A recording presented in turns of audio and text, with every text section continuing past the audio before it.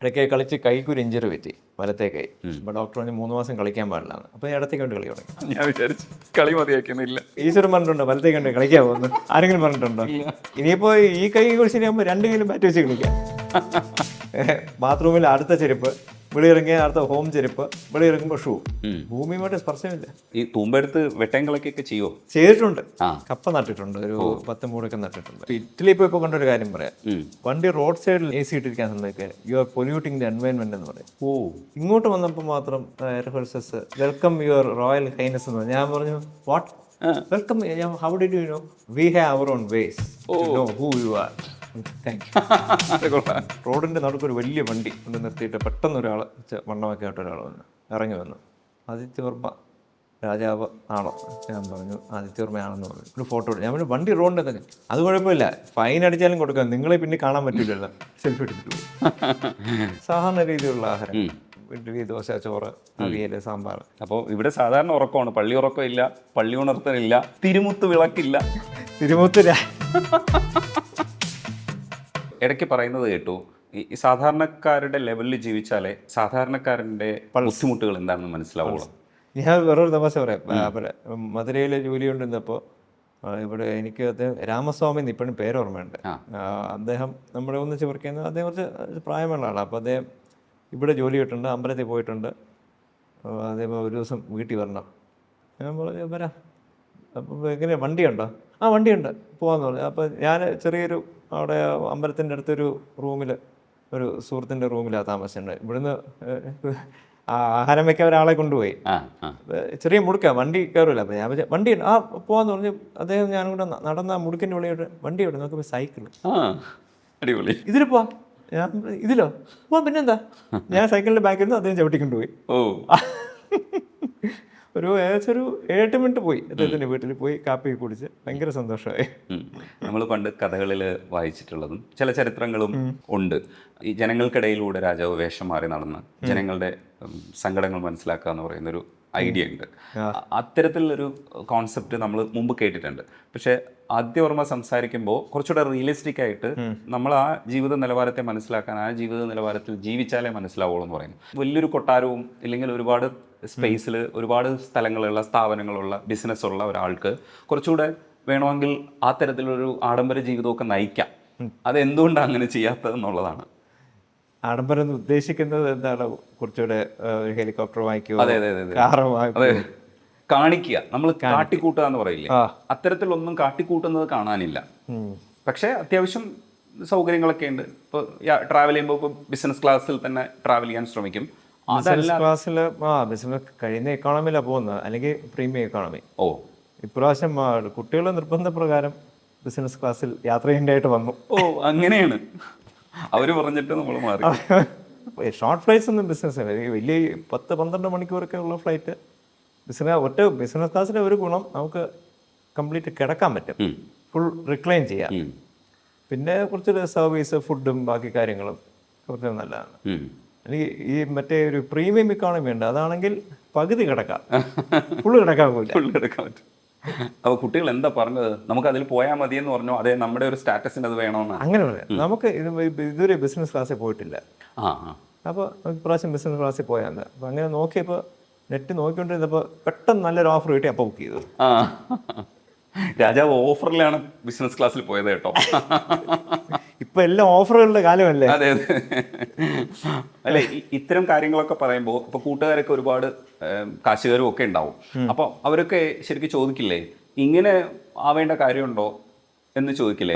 ആൾക്കാർ പോലും പറയും BMW വാങ്ങിക്കണം, ഡിഫൻഡർ വാങ്ങിക്കണം. ഞാൻ എപ്പോഴും ഡിഫെൻഡ് ചെയ്യും. ഡിഫൻഡർ എന്ന് പറയുമ്പോൾ ഡിഫെൻഡ് ചെയ്യും. ഞാൻ പറയാം അതിൻ്റെ ഒരു ആവശ്യം നമുക്കില്ല.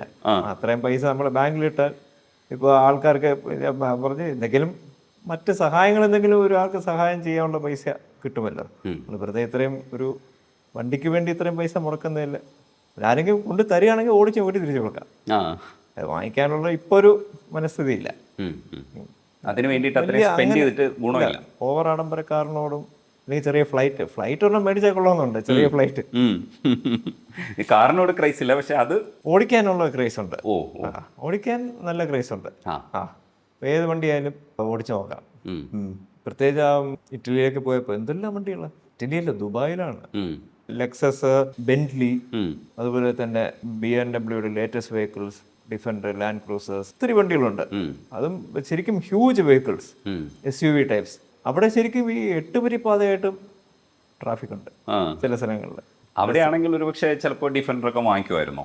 അവിടെ ആരെങ്കിലും ചിലപ്പോൾ അവിടെ ആംഗ്യമായി, അവിടെ പിന്നെ നമ്മുടെ മാരുതിയൊന്നും ഇല്ലല്ലോ.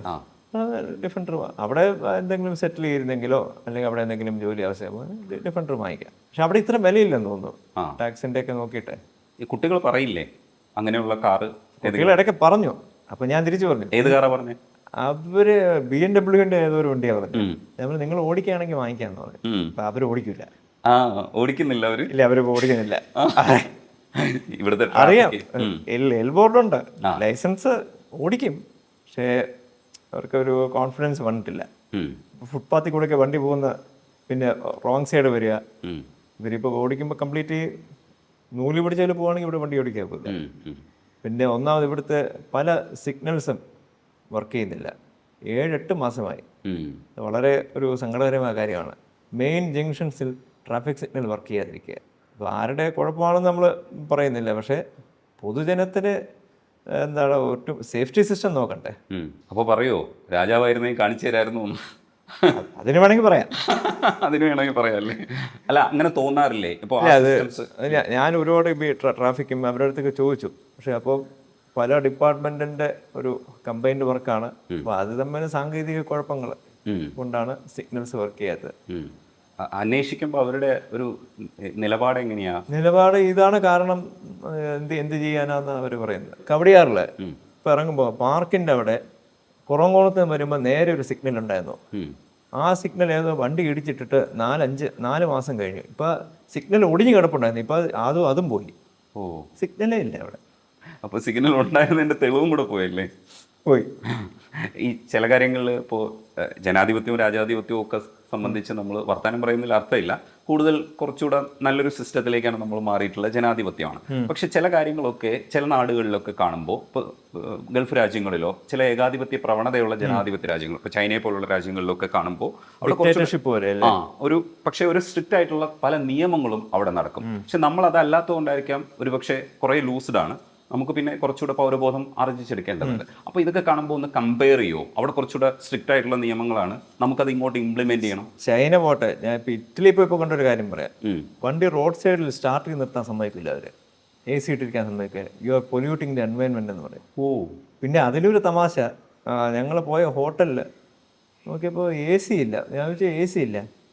ഒഫീഷ്യലായിട്ട് സമ്മർ ഡിക്ലെയർ ചെയ്യാതെ AC ഇടാൻ പെർമിഷൻ ഇല്ല. എവിടെ വേറെ ലെവൽ. ഞാൻ വെച്ചു ഫാൻ ഉണ്ടോ? ഇല്ല, ഇവിടെ അങ്ങനെ ഒരു സംവിധാനം ഇല്ല. വേണമെങ്കിൽ കടയിൽ നിന്ന് വാങ്ങിച്ച് ഫാൻ കൊണ്ട് വെച്ചോളെ. പിന്നെ ഞങ്ങൾ ചെറിയ 2 ഫാൻ വാങ്ങിച്ചു, USB കണക്ട് ചെയ്യുന്നത്. പക്ഷെ രാത്രിയിൽ ആണെങ്കിൽ വിൻഡോസ് തുറന്നിട്ട് നല്ല തണുപ്പാ. പക്ഷെ പകലൊരു 25-26 ഉണ്ട്. ശരിക്കും കുറച്ച് 26 അവർക്ക് സായിപ്പന്മാർക്ക് നല്ല ചൂടാണ്, നമുക്ക് കൂളാണ്. പക്ഷെ എന്നാലും ഒരു വെയിലടിക്കുമ്പോൾ ചൂടാണ്. നിയമം അതുപോലെ ഒഫീഷ്യലായിട്ട് വിന്റർ ഡിക്ലെയർ ചെയ്യാതെ അവർ ഹീറ്റിംഗ് ഓൺ ചെയ്യില്ല. സ്ട്രിക്റ്റ് നിയമം. ഇവിടുന്ന് കുറച്ച് സുഹൃത്തുക്കള് അവിടെ മലയാളികൾ തന്നെ വണ്ടി ഹയർ ചെയ്ത്, നമ്മുടെ ഒരു സുഹൃത്തിൻ്റെ വണ്ടിയാണ് ഹയർ ചെയ്ത് ഇറ്റലി, റോം ഇതെല്ലാം ചുറ്റിക്കാൻ. അപ്പോൾ അവർ പറഞ്ഞു ഒറ്റയ്ക്ക് പോകരുത്, നിയമം ഭയങ്കരമാണ്. കുഴപ്പമൊന്നുമില്ല. ഇവർ മറ്റേ സെക്യൂരിറ്റി ക്രെഡിറ്റ് കാർഡ് വെച്ചിട്ട് വണ്ടിയെല്ലാം ഓടിച്ച് തിരിച്ചു വന്നപ്പോൾ ഏകദേശം 2 lakhs പെനാൽറ്റി. വണ്ടി ഹയർ ചെയ്ത് പോകണമെങ്കിൽ 1 ലക്ഷത്തിന് താഴെ. ഓരോ സ്ഥലത്ത് സിഗ്നൽ ജമ്പിങ്ങിന് ഓരോ റേറ്റാണ്. ട്രാഫിക് കൂടിയെടുത്ത് ഒരു റേറ്റ്, കുറഞ്ഞെടുത്ത് ഒരു റേറ്റ്. 8 നെഗറ്റീവ് പോയിന്റ് കിട്ടുകയാണെങ്കിൽ ലൈസൻസ് റദ്ദാക്കും. അത്രയും സ്ട്രിക്റ്റ് ആയിട്ടുള്ള നിയമങ്ങളാണ്. ഈ നിയമങ്ങളെ കാണുമ്പോൾ നമ്മൾ കുറച്ചുകൂടെ ലൂസ്ഡ് ആയിട്ടുള്ള ജനാധിപത്യ രാജ്യമാണ്, കുറച്ചുകൂടെ ജനാധിപത്യം പുലരുന്ന നാടാണ്. നമുക്ക് അങ്ങോട്ടും ഇങ്ങോട്ടൊക്കെ അത്ര സ്ട്രിക്റ്റ് ഇവിടെ വേണ്ട. ഏതായാലും സിഗ്നൽ ഒബേ ചെയ്തും വണ്ടി ഓടിക്കുകയാണെങ്കിൽ പകുതി പ്രശ്നവും തീരും. സിഗ്നൽ ജമ്പ് മറ്റേ ഈ റോങ് സൈഡ് വണ്ടി കയറി വരിക, നമുക്ക് ചിലപ്പോൾ പെട്ടെന്ന് പ്രൊഡിക്റ്റ് ചെയ്യാൻ ഒക്കില്ല. വണ്ടി ആൾക്കാർ സൈഡിൽ കൂടെ എടുത്തുകൊണ്ട് പോകുന്നത്. ഇവിടെ സിഗ്നൽ ചുവപ്പായിട്ട് നിൽക്കുമ്പോൾ പുറമേ നിന്ന് ഹോൺ അടിച്ച് ആൾക്കാർ എടുത്തോണ്ട് പൊക്കൂടെ. നമ്മളെ സിഗ്നൽ നിയമം പാലിച്ച് നിൽക്കുമ്പോൾ ഡ്രൈവിംഗ് കൾച്ചറിന്റെ ഒരു പ്രശ്നമാണ്.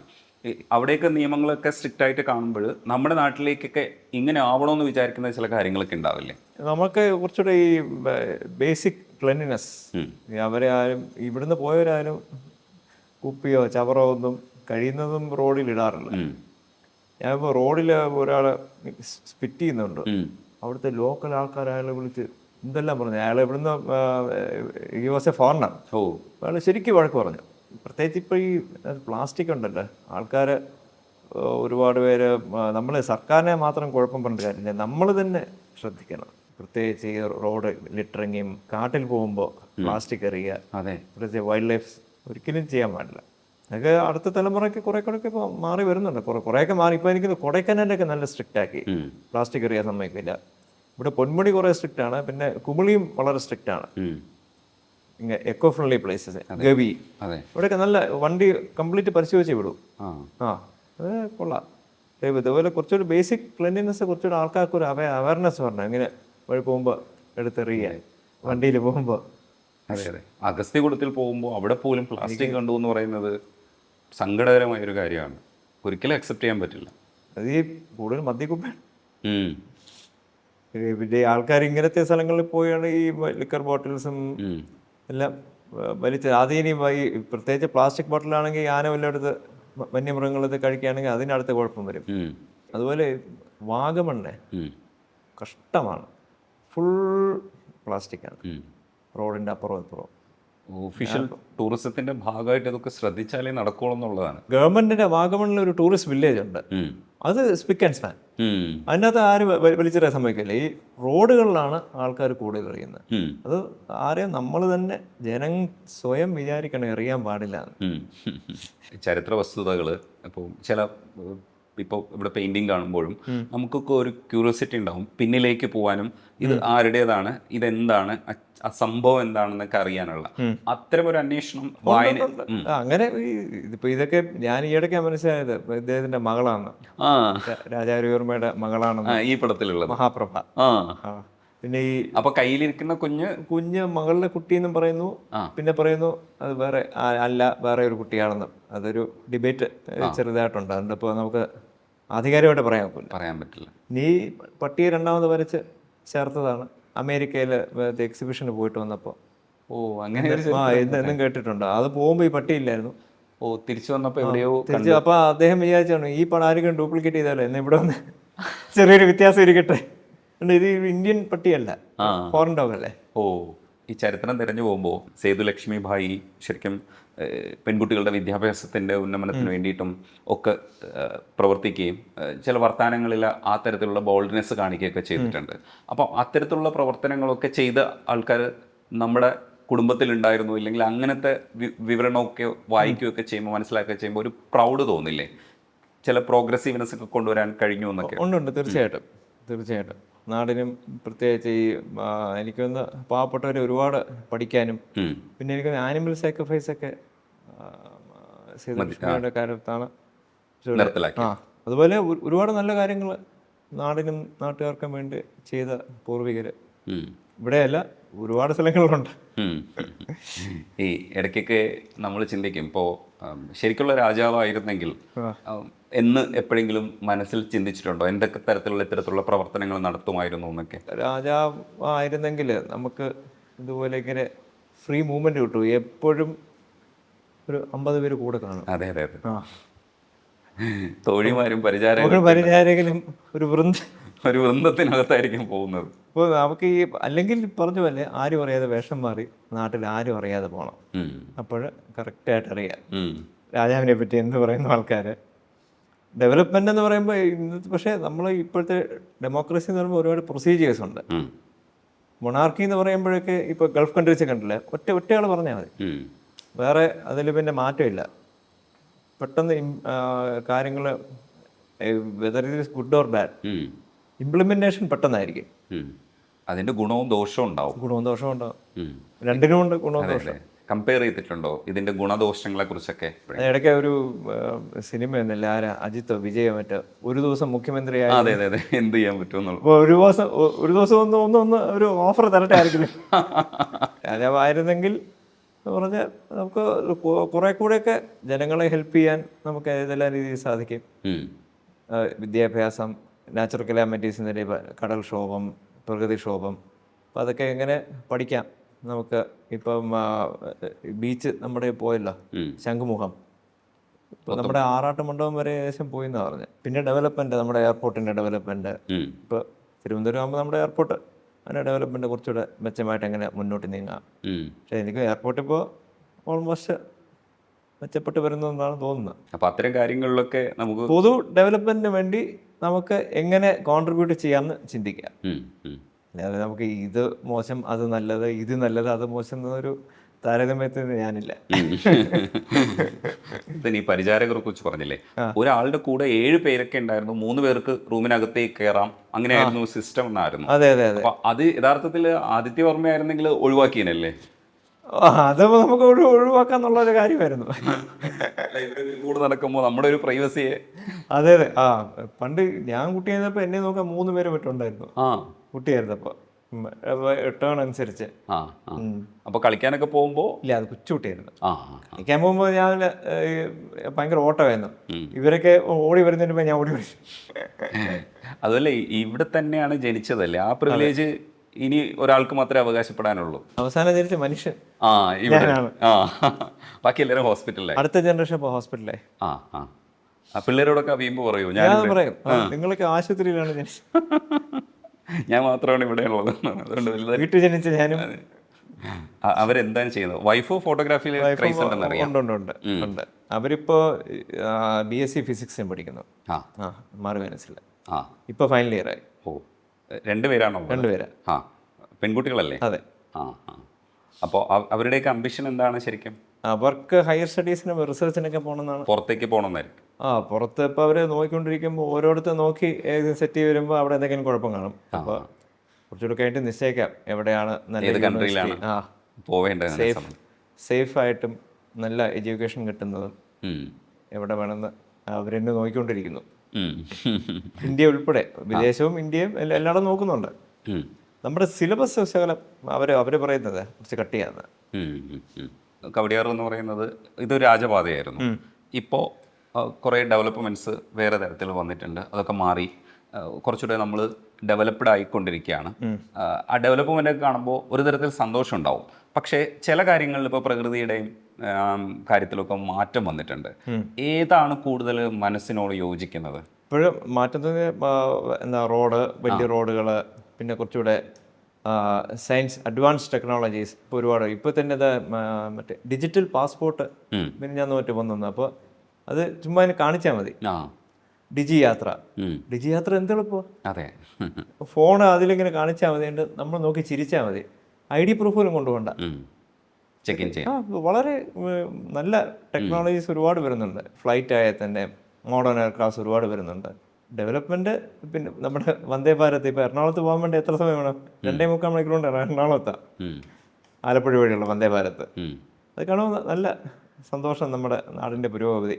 വന്ദേ ഭാരത് എനിക്ക് ഒന്ന് 240 കിലോമീറ്റർ വരെ പോകാന്നുള്ള ട്രെയിൻ ഇറങ്ങാൻ പോകുന്നു. അങ്ങനെയാണെങ്കിൽ എറണാകുളം 3/4 മണിക്കൂറിലെത്താം. അടിപൊളി.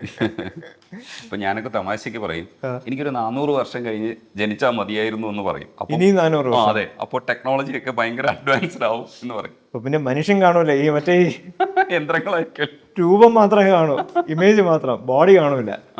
ടൈം ട്രാവലൊന്നും പറ്റില്ല. എങ്കിലും ചോദിക്കുക, എപ്പോഴെങ്കിലും സ്വപ്നം കണ്ടിട്ടുണ്ടോ ഇപ്പോൾ കുറച്ചുകൂടെ പുറകിൽ ജീവിക്കാമായിരുന്നു എന്ന്? ചില സ്ഥലങ്ങൾ കാണുമ്പോൾ, ചില പ്രകൃതിയെ കാണുമ്പോൾ നമുക്ക് തോന്നിയിട്ടുണ്ട്, അയ്യോ ഇത് പഴയതായിരുന്നു നല്ലത്, ഇവിടെ മൊത്തം കുളവാക്കിയെന്ന് തോന്നും. പക്ഷെ ചിലത് കാണുമ്പോൾ നമുക്ക് തോന്നും, അയ്യോ ഈ അവസ്ഥയാണ് നല്ലത്. അവിടെയാണെങ്കിൽ ഹോസ്പിറ്റൽ പോലും ഉണ്ടാവില്ല, നമ്മളവിടെ ജീവിച്ച് കൊതുകൊടിയെ കൊണ്ട് നിൽക്കേ ഉള്ളൂ, ഹോസ്പിറ്റലിൽ പോകാൻ പോലും പറ്റില്ല എന്ന് തോന്നും. ഇത്തരത്തിൽ ചിന്തിക്കാറുണ്ടോ? നമ്മളെ ഇവിടെ കോട്ടൂർ മറ്റേ ആദിവാസി അവിടെ പോവാം. അപ്പോൾ അവരിപ്പോഴും പഴയ രീതിയിലാണ് ജീവിക്കുന്നത്. ഇപ്പം എല്ലാവരും മരിക്കുന്ന കറണ്ടൊക്കെ ഉണ്ടെന്ന് തോന്നുന്നു. പക്ഷെ അവർക്ക് എന്തെങ്കിലും ആവശ്യം വന്ന് ടൗൺ എത്തണമെങ്കിൽ 7-8 കിലോമീറ്റർ കാട്ടിക്കൂടെ നടക്കണം, ഹോസ്പിറ്റലോ പക്ഷെ അവർ പറഞ്ഞാൽ അവർക്ക് അതിൻ്റെ ഒരു വിഷയമില്ലാന്ന്, അവർ ഹാപ്പിയാണെന്നാണ്. എന്നുവെച്ചാൽ അസുഖങ്ങളൊന്നും കഴിയുന്ന ആർക്കും വരാറില്ല എന്ന് തോന്നുന്നു. പക്ഷെ അവർക്ക് ഏറ്റവും വലിയ സങ്കടം മൊബൈൽ കിട്ടുന്നില്ല, ടവറില്ല. ഏതെങ്കിലും മറ്റേ മലയുടെ മുകളിൽ നിൽക്കണം, അപ്പോഴായിരിക്കും കൂട്ടത്തിൽ ആനയോ പുലിയോ വലിയും കൂടെ വരും. അപ്പോൾ നമ്മൾ 2 വശം ആലോചിക്കണം. ജനങ്ങൾക്ക് അവിടെ താമസിക്കുന്നവർക്ക് ഏതാണ് കംഫർട്ട് ആദ്യം നമ്മൾ അറിയേണ്ടത്. അവർക്ക് ഇഷ്ടമാണോ മെജോറിറ്റി, അല്ലെങ്കിൽ നല്ലതാണോ, ഏതെങ്കിലും ഹാംഫുൾ ടു എൻവയൺമെൻറ്റോ മനുഷ്യർക്കോ ഹാംഫുൾ ആയിട്ടുള്ള ഒന്നും ഇല്ലെങ്കിൽ അങ്ങനത്തെ സ്ഥലത്ത് വേണം താമസിക്കാൻ. എനിക്ക് ഡെവലപ്മെൻറ്റും എനിക്ക് തോന്നിയിട്ട് ഏറ്റവും കൂടുതൽ ചിന്തിക്കുന്ന വിഷയങ്ങളിൽ എൻവയൺമെൻ്റ് ആണ്. കൺസേൺ ഉണ്ട്. ഇപ്പോൾ വെനിസ് എന്ന് പറഞ്ഞ രാജ്യം, കടലിൽ നിന്ന് ഈ മൺ തൂണടിച്ച് അതിൻ്റെ മുകളിലാണ് ഈ ചെറിയ കെട്ടിടങ്ങൾ കെട്ടിയിരിക്കുന്നത് കേട്ടിരിക്കുന്നത്. അപ്പോൾ അവർ പറഞ്ഞ് അടുത്തൊരു 15-20 വർഷം കഴിയുമ്പോൾ ഗ്ലോബൽ വാർമിംഗ് വരുമ്പോൾ ഐസ് ഉരുക്കിയിട്ട് ഈ കെട്ടിടങ്ങളൊക്കെ പകുതി മുങ്ങും. അത് നമുക്ക് തടയാൻ നോക്കുമോ ഗ്ലോബൽ വാർമിംഗ്? അപ്പം എനിക്ക് തോന്നുന്നു കൂടുതൽ അത്തരം വിഷയങ്ങളൊക്കെയാണ് വായിക്കുകയും മനസ്സിലാക്കുകയും. അതെ, കൂടുതലും ഒരു പ്രകൃതി സ്നേഹി എന്ന് വേണമെങ്കിൽ പറയാം. കാരണം വർത്തമാനത്തിലുടനീളം ഇപ്പോൾ കാർബൺ എമിഷനെ കുറിച്ച് സംസാരിക്കുക, അപ്പോൾ പ്ലാസ്റ്റിക് വലിച്ചെറിയുന്നതിൽ സങ്കടപ്പെടുക. അതെ, പ്രത്യേകിച്ച് കടലിലും, നമ്മുടെ കടലിലൊക്കെ എത്ര tons and tons of flats ഇതുണ്ടെന്ന് അറിയാം. അതെങ്കിൽ നമുക്ക് പ്ലാസ്റ്റിക്കിന് പകരം ബയോഡിഗ്രേഡബിൾ സാധനങ്ങൾ നമ്മൾ എന്തുകൊണ്ട്, എനിക്കൊന്ന് കണ്ടുപിടിക്കാനുള്ള ഉദ്ദേശം ഉണ്ടെന്ന് തോന്നുന്നു. അതുപോലെ ഈ ഇലക്ട്രിക് കാർസിൻ്റെ ബാറ്ററീസ് പഴയതായി കഴിഞ്ഞാൽ എന്ത് ചെയ്യും? ഈ പ്ലാസ്റ്റിക്കിനെ കാട്ടി ഹസാർഡസ് ആണെന്നാണ് ആൾക്കാർ പറയുന്നത്. അപ്പോൾ അല്ലെങ്കിൽ അതെനിക്കൊന്ന് കുറേയൊക്കെ എനിക്കൊന്ന് റീസൈക്കിൾ ചെയ്യാൻ പറ്റുമായിരിക്കും. വേറെ ബിസിനസ്സിൽ ടെൻഷനൊന്നും ഇല്ല ഇപ്പോൾ? എങ്ങനെ പോകുന്നു ബിസിനസ്? വലിയ കുഴപ്പമില്ല. കൂടുതലും എക്സ്പോർട്സ് ആണ്. കയറിൻ്റെ ബിസിനസ്സാണ്, മാത്സ് ആൻഡ് മാറ്റിങ്സ്. വലിയ കുഴപ്പമില്ലാതെ പോകുന്നുണ്ട്. പഴയ കമ്പനിയാണ് അത്? വളരെ പഴയ കമ്പനിയാണ്. പിന്നെ എനിക്ക് ഒരു സ്പോർട്സ് കോംപ്ലക്സ് ഉണ്ട്, ബാഡ്മിൻ്റൺ. അതിവിടെ 5 കോർട്ടുണ്ട്. കബഡിക്കാർ തന്നെയാണ്. ഞാനും വൈകുന്നേരം അല്പം പോയി കളിക്കും. ഇടയ്ക്ക് കളിച്ച് കൈക്കൊരു ഇഞ്ചറി പറ്റി, വലത്തേ കൈ. അപ്പോൾ ഡോക്ടർ പറഞ്ഞ് 3 മാസം കളിക്കാൻ പാടില്ലാന്ന്. അപ്പോൾ ഞാൻ ഇടത്തേക്ക് കൊണ്ട് കളി തുടങ്ങി. ഞാൻ വിചാരിച്ചു കളി മതിയാക്കുന്നില്ല. ഈശ്വരൻ പറഞ്ഞിട്ടുണ്ടോ വലത്തേക്ക് കൊണ്ട് കളിക്കാൻ പോകുന്നത്? ആരെങ്കിലും പറഞ്ഞിട്ടുണ്ടോ? ഇടത്തേക്ക് പ്രാക്ടീസ് ചെയ്തെടുത്തു. പക്ഷെ എന്തായാലും തോക്കും. എന്തായാലും ഒരു 60% എനിക്ക് യൂസ് ചെയ്യാൻ പറ്റി. അത് ഭയങ്കര ഇതല്ലേ, ഇമ്പ്രൂവ്മെന്റ് അല്ലേ? അതെ, ഇതും കൂടെ വെക്കാമല്ലോ. ഇനിയിപ്പോൾ ഈ കൈ കുറിച്ച് ശരിയാകുമ്പോൾ 2 കൈയിലും ബാറ്റ് വെച്ച് കളിക്കാം. പക്ഷേ ഈ കാശുണ്ടാക്കണമെന്ന് പറഞ്ഞിട്ട് അങ്ങനെ പുറകെ നടക്കുന്ന ഒരു പരിപാടിക്കൊന്നുമില്ല. ഒരു പരിപാടിക്ക് ഇല്ല. പൈസ വേണം, പക്ഷെ പൈസ മാത്രം പോരാ. പക്ഷെ സുഹൃത്തുക്കളൊക്കെ ചിലപ്പോൾ പല ബിസിനസ്സുകളായിട്ട് വരുമല്ലോ. അപ്പം അതെങ്ങനെയാണ് നമ്മൾ തലയ്ക്കകത്തേക്ക് എടുക്കുക? കൂടുതലും ഈ ആൾക്കാർ വരുന്ന ഈ ഇപ്പോഴത്തെ മറ്റേ ലാൻഡ് അവിടെ വാങ്ങിച്ചാൽ നമുക്ക് ബില്ല് കെട്ടാൻ പറ്റില്ല, അങ്ങനെയൊക്കെ. അപ്പോൾ പിന്നെ കൂടുതലും ആദ്യത്തെ പാർട്ട്ണർഷിപ്പിൽ ചേരാറില്ല. നമുക്ക് ചേർന്ന് പോവാം, പക്ഷേ 2 കാര്യം വരുമ്പോൾ തെറ്റാ. പൈസ അമിതമായിട്ട് വരുമ്പോൾ തെറ്റാ, അല്ലെങ്കിൽ പൊളിഞ്ഞാൽ തെറ്റാ. അതിനെക്കാട്ടിൽ ചേരാതിരിക്കുന്നല്ലേ നല്ല സുഹൃത്തുക്കളായിട്ടിരിക്കുക. അല്ലെങ്കിൽ നമ്മൾ സ്വന്തമായിട്ടിരിക്കുക. അപ്പോൾ പിന്നെ കുറ്റം എന്നെ തന്നെയല്ലേ കുറ്റം പറയാമോ? പക്ഷേ സ്വന്തമായിട്ട് അങ്ങനെ ഞാൻ അങ്ങനെ ഇല്ല. അങ്ങനെ ഒരു വലിയ ബിസിനസ്സിലോട്ടൊന്നും പോകാറില്ല. കമ്പനി ബിസിനസ് ഉണ്ട്, ഈ സ്പോർട്സ് കോംപ്ലക്സ് മെയിനായിട്ടുള്ള സ്പോർട്സ്. അപ്പൂപ്പൻ കേണൽ GV രാജ, അദ്ദേഹം, ഞാൻ അദ്ദേഹത്തിനെ കണ്ടിട്ടില്ല. അദ്ദേഹമായിരുന്നു ഭയങ്കര സ്പോർട്സ് പ്രേമിയായിരുന്നു. അപ്പോൾ അദ്ദേഹത്തിൻ്റെ ആ ഒരു ആശയോ എനിക്കാണ് കിട്ടിയിരിക്കുന്നതെന്ന് അമ്മയൊക്കെ പറഞ്ഞിട്ടുണ്ട്. സ്പോർട്സിനോട് താല്പര്യം. ശരിക്കും ഇന്നത്തെ ഇപ്പോൾ AC ഇരിക്കുന്നതിനെക്കാട്ടിലും നമുക്കൊരു ആക്ടിവിറ്റി, ഔട്ട്ഡോർ ആക്ടിവിറ്റി പാർക്കാണുള്ളത്. AC റൂമിൽ നിന്ന് AC കാറിൽ നിന്ന് AC ഓഫീസ്. അതുപോലെ മെത്തേന്ന് എണിക്കുമ്പോഴേ ചെരുപ്പിട്ട് കയറും, ബാത്റൂമിൽ അടുത്ത ചെരുപ്പ്, വെളിയിറങ്ങിയ അടുത്ത ഹോം ചെരുപ്പ്, വെളിയിറങ്ങുമ്പോൾ ഷൂ. ഭൂമിയുമായിട്ട് സ്പർശമില്ല. ദിവസവും ഞാനും ചെരുപ്പില്ലാതെ മുറ്റത്തേക്ക് നടക്കും. നമുക്കിവിടെ മുറ്റം ഉള്ളതുകൊണ്ട് പുല്ലിക്കൂടെ നടക്കാം. ശരിക്കും ഭൂമിയുമായിട്ടൊരു, നമ്മൾ രാവിലെ എണീക്കുമ്പോഴേ ഭൂമി തൊട്ട് കണ്ണി വെച്ച് എണീക്കുന്നത്. പാദസ്പർശം ക്ഷമസമേ, ഭൂമി ദേവി ക്ഷമിക്കണേ ഞാൻ ചവിട്ടുന്നതെന്ന് പറഞ്ഞാണ് എണീക്കുന്നത്. കൊട്ടാരത്തിന്റെ പരിസരത്തിലൊക്കെ അത്യാവശ്യം കൃഷിയൊക്കെ ഉണ്ടായിരുന്ന ഒരു ടൈം ഉണ്ടായിരുന്നു. ഇപ്പോഴും ഉണ്ടോ അതൊക്കെ? ഇപ്പോൾ ഞാൻ സ്വന്തം കൃഷിയാക്കി, ടെറസ് കൾട്ടിവേഷൻ. വലിയ കുഴപ്പം. പക്ഷേ ദിവസം ചിലപ്പോൾ ഒരു 3-4 വെണ്ടയ്ക്ക, അല്ലെങ്കിൽ കുറച്ച് തക്കാളി, കത്തിരിക്ക, പാവയ്ക്ക, പടവലങ്ങ, ഇതെല്ലാം നട്ടിട്ടുണ്ട്. പിന്നെ കുറച്ച് പിച്ചി, തെറ്റി, തുളസി. രാവിലെ ഒരു 6:30 മണിക്ക് എണീച്ചിട്ട് അതിന് സൂര്യപ്രകാശം കൊണ്ട് ഒരു വെള്ളം ഒഴിക്കുന്നത് നല്ലൊരു പോസിറ്റീവ് എനർജിയാണെന്നാണ് എൻ്റെ ഒരു കൺസെപ്റ്റിൽ. പിന്നെ അതിൽ നിന്ന് ഒരു കത്തിരിക്കയായപ്പോലും നമ്മൾ തന്നെ നട്ട് കഴിക്കുമ്പോൾ പിന്നെ പ്രത്യേകിച്ച് വേറെ വളമൊന്നുമില്ല, ചാണകവും പിന്നെ അങ്ങനത്തെ സാധനങ്ങളെ ഇടാറുള്ളൂ. അതുകൊണ്ട് പക്ഷേ അതിന് വലിയ വലിപ്പം കിട്ടില്ല, എന്നാലും ദൂഷ്യമില്ല. മുമ്പ് വന്നപ്പോൾ പശുവൊക്കെ ഉണ്ടായിരുന്നു. ഇപ്പോഴുണ്ട്. എത്ര പശുക്കളായി? ഇപ്പോൾ ഒരു 25 ഉണ്ട്. ആ ആ ആ. ഈ തൂമ്പെടുത്ത് വെട്ടയും കളക്കൊക്കെ ചെയ്യുമോ ശരിക്കും? വേണം ചെയ്യാം. ആ അങ്ങനെയാണ് ആറ്റിറ്റ്യൂഡ്. ചെയ്തിട്ടുണ്ട്. ആ അപ്പോൾ കപ്പ കപ്പ നട്ടിട്ടുണ്ട്, ഒരു 10 മൂടൊക്കെ നട്ടിട്ടുണ്ട്. കളക്കുന്ന അന്ന് കുഴപ്പമില്ല, ഇഷ്ടമായത്. ഉം.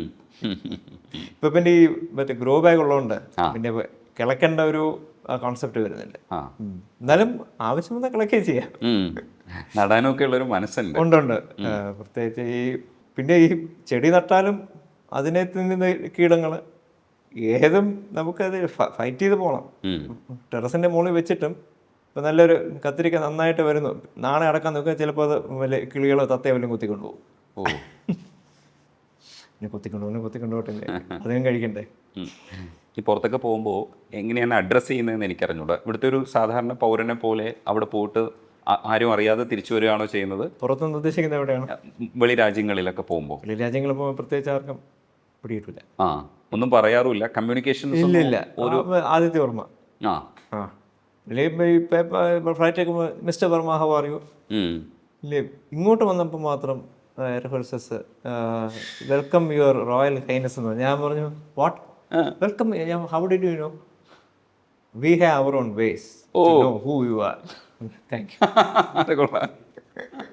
അങ്ങനെ പുറത്ത് വെച്ച് ചിലരൊക്കെ തിരിച്ചറിയുമല്ലേ ഇങ്ങനെ? ചില മലയാളികളുണ്ടെങ്കിൽ തിരിച്ചറിയും. ആ പ്രത്യേകിച്ച് ഈ യൂട്യൂബിലൂടെയാണ് ഞങ്ങളൊക്കെ തിരിച്ചറിഞ്ഞത് ഇങ്ങനെ ഒരാളിവിടെ. യൂട്യൂബ് ഇവിടെ ദുബായ് പോയപ്പോൾ ഇതുപോലെ ലെക്സസിൽ വലിയൊരു വണ്ടിയിൽ ഞാനും വണ്ടി പാർക്ക് ചെയ്തിട്ട് സുഹൃത്തുക്കളും ഊണ് കഴിക്കാൻ വെജിറ്റേറിയൻ ശരവണയിലോട്ട് പോയായിരുന്നു. നടന്നു പോയപ്പോൾ റോഡിൻ്റെ നടുക്കൊരു വലിയ വണ്ടി കൊണ്ട് നിർത്തിയിട്ട് പെട്ടെന്ന് ഒരാൾ വണ്ണമൊക്കെ ആയിട്ട് ഒരാൾ വന്നു ഇറങ്ങി വന്നു. ആദിത്യ വർമ്മ രാജാവ് ആണോ? ഞാൻ പറഞ്ഞു ആദിത്യ വർമ്മയാണെന്ന് പറഞ്ഞു. ഒരു ഫോട്ടോ എടുത്തു. ഞാൻ പറഞ്ഞു വണ്ടി റോഡിൻ്റെ തന്നെ, അത് കുഴപ്പമില്ല, ഫൈൻ അടിച്ചാലും കൊടുക്കാം, നിങ്ങളെ പിന്നെ കാണാൻ പറ്റില്ലല്ലോ. സെൽഫി എടുത്തിട്ട് പോയി. അതൊക്കെ ഭയങ്കര സന്തോഷമുള്ള സന്തോഷമായി. ഈ പ്ലഷർ ഏറ്റവും നല്ല ഹൈ കിട്ടുന്നത് ഇപ്പോൾ ഡ്രൈവിംഗ് പോലെ ഹൈ കിട്ടുന്ന ബാക്കി ഫോട്ടോഗ്രാഫിയും ഉണ്ട് എങ്കിലും ഇതേപോലെയൊക്കെ ഉള്ള ചെറിയ ചെറിയ നിമിഷങ്ങളിലും ഒരു സന്തോഷം ഉണ്ടാവില്ലേ? സന്തോഷം ഉണ്ടാവും. പക്ഷേ നമ്മളെ ഇപ്പോൾ അദ്ദേഹം വണ്ടി നിർത്തി എന്നോട് ഫോട്ടോ എടുത്തിട്ട് അദ്ദേഹത്തിന് മാനസിക സന്തോഷമില്ലാതെ വേറെ എന്തേട്ടാണ്. അതിൻ്റെ ഇരട്ടി സന്തോഷം എനിക്കും അദ്ദേഹം നിർത്തിയെടുത്തതിൻ്റെ. അതെ അതെ, ഗുഡ് വിൽ മാത്രമേ ഉള്ളൂ. ഗുഡ് വില്ലാണ് ഏറ്റവും നമുക്ക് എന്താണ് കൂടെ വേണ്ടതും. ആൾക്കാരുടെ ഗുഡ് വില്ല് വേണം. അതുപോലെ ഇവിടുത്തെ പൊളിറ്റിക്കൽ പാർട്ടികളുടെയോ ഇല്ലെങ്കിൽ പൊതുസംവാദങ്ങളുടെയോ, ഇപ്പം പത്മനാഭസ്വാമി ക്ഷേത്രത്തിലെ സ്വത്തിനെ സംബന്ധിച്ച് എങ്ങനെ ക്രയവിക്രയം ചെയ്യണമെന്നതിനെ സംബന്ധിച്ച് ഡിസ്കഷൻ നടക്കുമ്പോൾ പോലും അധികം വിട്ട് ആരെയും പ്രൊവോക്ക് ചെയ്യുന്ന രീതിയിൽ സംസാരിക്കുന്നില്ല. ഒരു ലീഗൽ പോയിന്റ് ഉണ്ടെങ്കിൽ ആ പോയിന്റ് മാത്രം റേസ് ചെയ്തിട്ട് വെറുതെ ഇരിക്കുന്ന ഒരു സ്വഭാവത്തിലാണ് ചർച്ചകളിലൊക്കെ പങ്കെടുത്തിട്ടുള്ളത്. അത് എന്തുകൊണ്ട് അത്രയും ലിമിറ്റ് ചെയ്ത് മാത്രം സംസാരിച്ചാൽ മതി എന്ന് പറയുന്ന ഒരു കൾച്ചർ എങ്ങനെയാണ് ഉണ്ടാക്കിയത്? ഇല്ല, ഈ അമ്പലത്തിലെ സ്വത്ത് എന്ത് ചെയ്യണമെന്ന് അമ്പലം കമ്മിറ്റിയാണ് തീരുമാനിക്കുന്നത്. ആൾക്കാർക്ക് അഭിപ്രായം പറയാം. അവസാനം കമ്മിറ്റിയും തന്ത്രിയും കൂടി തീരുമാനിച്ച ഒരു തീരുമാനം എടുത്തിട്ടുണ്ട്. അതൊന്നും അവിടെ തന്നെ സൂക്ഷിക്കണമെന്നാണ്. നേരത്തെ പറഞ്ഞാൽ 3D മ്യൂസിയം വെച്ച് നമുക്ക് ഉണ്ടാക്കാം.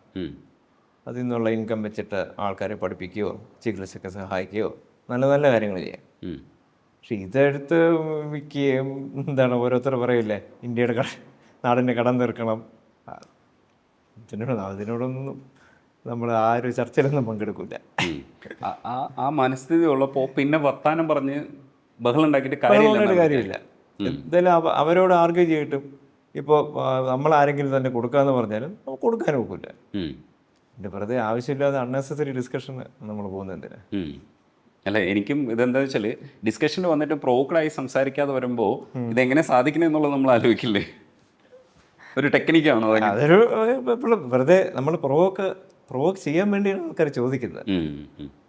ഈ ഞാൻ നേരത്തെ ആങ്കറിനാണ് ആങ്കർ കൂടുതൽ, ഇവിടെയല്ല, ചില ചാനലുകളിൽ കണ്ടിട്ടുണ്ട്, ചില ആങ്കേഴ്സിനെ കണ്ടുള്ളൂ എന്തൊരു ദേഷ്യത്തോടെ അവർ പറയുന്നത്. അമ്പലത്തിൻ്റെ പണ്ട് കേസ് വന്നപ്പോൾ ഒരു വളരെ പ്രസിദ്ധമായ ഒരു ചാനലിലെ ഒരു ആങ്കർ നമുക്കെതിരെ ഇപ്പോൾ എന്തൊക്കെയാണ് പറഞ്ഞത്.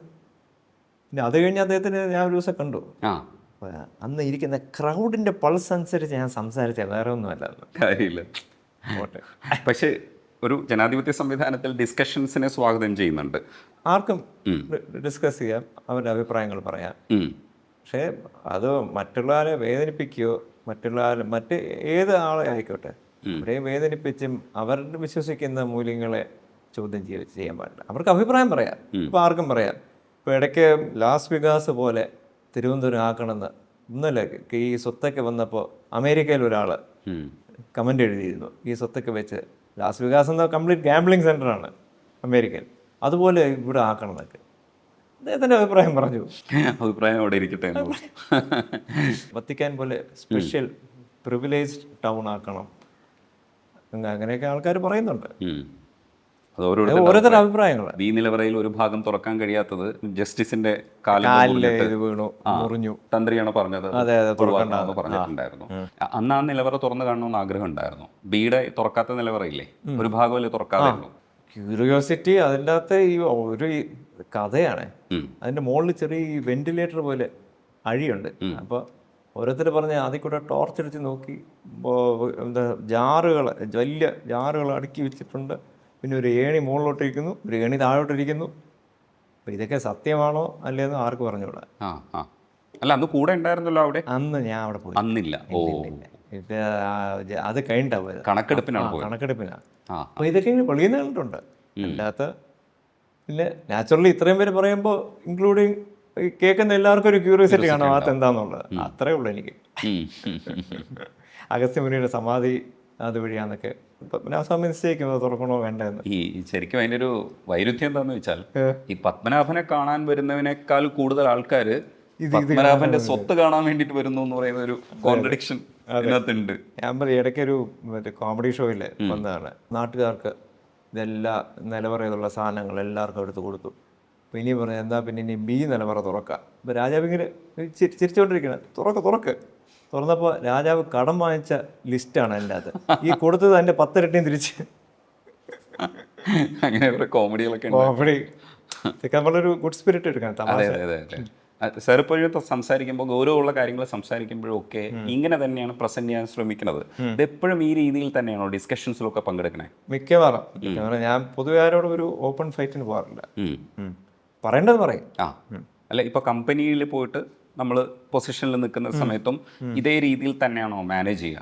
കമ്പനിയില്ലാതെ നമ്മൾ പിന്നെ കൂടുതൽ നമ്മൾ കുറച്ച് അപ്പർ ലെവലിലാണ് മാനേജ്മെന്റ്. ലോവർ ലെവലിലൊക്കെ ഓരോ ചീഫ് എക്സിക്യൂട്ടീവ്, മാനേജേഴ്സ്, അങ്ങനെ ഹൈറാർക്കി ഉണ്ട്. അപ്പം നമുക്ക് പറയേണ്ട കാര്യങ്ങൾ ഇവിടെ ചിരിച്ചുകൊണ്ട് പറയാൻ പറ്റുന്ന ആൾക്കാരോട് പറയാൻ പറ്റുന്നത് പറയാനുള്ളൂ. പിന്നെ ഡിസിപ്ലിൻ ചെയ്യുക അടുത്ത ലെവലിലുള്ള ആൾക്കാരാണ്. അതുകൊണ്ട് നമ്മൾ രക്ഷപ്പെടും. ഇല്ലെങ്കിൽ നമ്മൾ മുതലാളി കളിക്കേണ്ടി വരും. ഈ ഫുഡും സാധനങ്ങളും ഒക്കെ എന്തെങ്കിലും അങ്ങനെയുള്ള ഇഷ്ടങ്ങളോ അങ്ങനെയൊക്കെ ഉണ്ടോ? ഇഡ്ഡലി, ദോശ, കാപ്പി, ഇതൊക്കെയാണ് ഏറ്റവും ഇഷ്ടമുള്ളത്.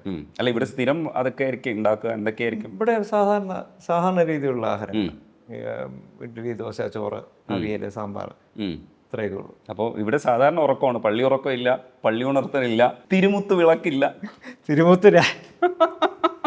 പള്ളിയറക്കാരൻ അതൊന്നും ഇവിടെ ഇല്ല. ഇപ്പോൾ പള്ളിയറ എന്ന് പറയാറുണ്ട്.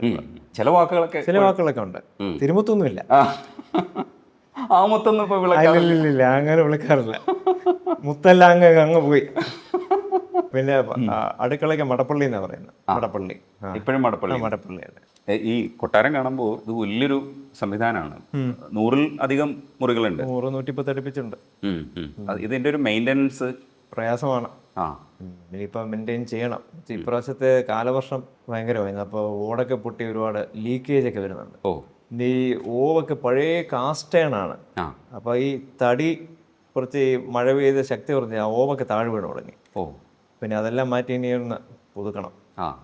ഇത് ഈക്വൽ ആയിട്ടുള്ള ഷെയർ ഉണ്ടാവും എല്ലാവർക്കും, ഓരോ അംഗങ്ങൾക്കും. അങ്ങനെ ഇത് ഭാഗം അങ്ങനെ ഡിവിഷൻ ചെയ്തിട്ടില്ല. എല്ലാവരുടെയും കോമൺ ആയിട്ടാണ് നിൽക്കുന്നത്. അപ്പം എല്ലാ ചെലവും ഒക്കെ അങ്ങനെ ആയിരിക്കും പൊക്കോണ്ടിരിക്കുന്നത്. കോമൺ ആയിട്ട്. സ്ഥലങ്ങളൊക്കെ ഒന്ന് എനിക്ക് ജസ്റ്റ് ഒന്ന് കാണണമെന്നുണ്ട്. ഗാന്ധിജി ഇരുന്ന മുറിയുണ്ട്. അതെ, അത് ഭയങ്കര സംഭവം. അങ്ങോട്ട് കാണാം.